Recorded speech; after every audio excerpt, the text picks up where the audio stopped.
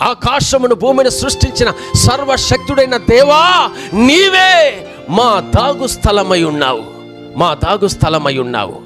జల ప్రవాహము వంటి ఎంతటి భయంకరమైన కార్యములు, ఎంతటి విస్తారమైన కార్యములు మాపై పొరలి వచ్చినను అవి మమ్మల్ని అంటవు. కారణం నీవే మా దాగు స్థలమని చెప్పి భక్తుడైన దావీదు విశ్వాస వీరంతో చెబుతున్నదే మనం చూస్తున్నాం. కారణం ఏంటో తెలుసా?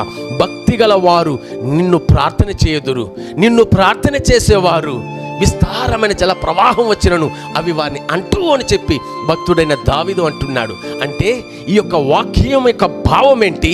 భక్తి కలిగిన వారై దేవుని వైపు ప్రార్థన చేసే వారికి ఎంతటి భయంకరమైన జల ప్రవాహము, విస్తారమైన జల ప్రవాహము వచ్చినను అవి వారిని అంటవు అని చెప్పి వాక్యంలో మనం చూస్తున్నాం.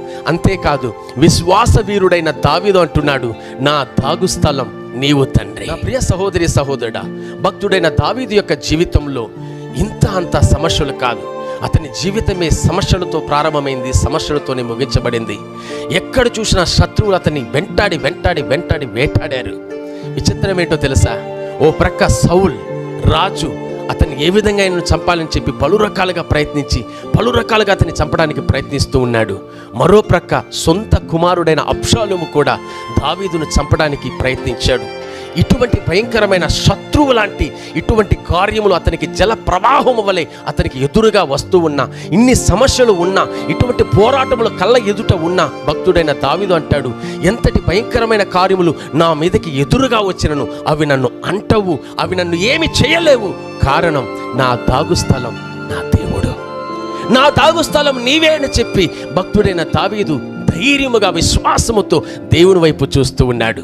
నా ప్రియ సహోదరి సహోదరుడా, నిజమే ఒక విశ్వాస వీరుడి యొక్క జీవితంలో విశ్వాసం ఎంత హై లెవెల్లో ఉంటుందో తెలుసా? ఎంతటి సమస్యలు నాకు విరోధంగా వచ్చినా అవి నన్ను ఏమి చేయవు. కారణం నాకు దాగు స్థలముగా నా దేవుడున్నాడన్న నిరీక్షణ, విశ్వాసం గట్టి నమ్మకంలో ఉంది. కాబట్టి ఆ నమ్మకం, విశ్వాసమే అతని జీవితంలో గొప్ప ఆశీర్వాదాన్ని కలుగు చేస్తుంది. ఈ కార్యక్రమాన్ని చూస్తున్న నీ జీవితంలో కూడా నీకు విరోధంగా ఎంతటి భయంకరమైన సమస్యలు ఎదురు వచ్చినా వాటిని గూర్చి భయపడకు, వాటిని గూర్చి చింతించుకు. వాటిని చూసి భయపడుతూ ఉంటే అవి నిన్ను వేదన పరుస్తాయి, వాటిని గురించి చింతిస్తూ ఉంటే అవి నిన్ను త్రొక్కి పడవేస్తాయి. అందుకే భక్తుడైన దావీదు అంటున్నాడు, ఎంతటి భయంకరమైన జల ప్రవాహములు విస్తరించి వచ్చినను, పొరలి వచ్చినను అవి మనల్ని ఏమి చేయవు. వాటిని గురించి నువ్వు బాధపడవలసిన అవసరం లేదు, వాటిని గురించి నువ్వు దిగులు పడవలసిన అవసరం లేదు. కారణం మన దాగు స్థలముగా మన దేవుడు మనకున్నాడని చెప్పి భక్తుడైన దావీదు అంటున్నాడు.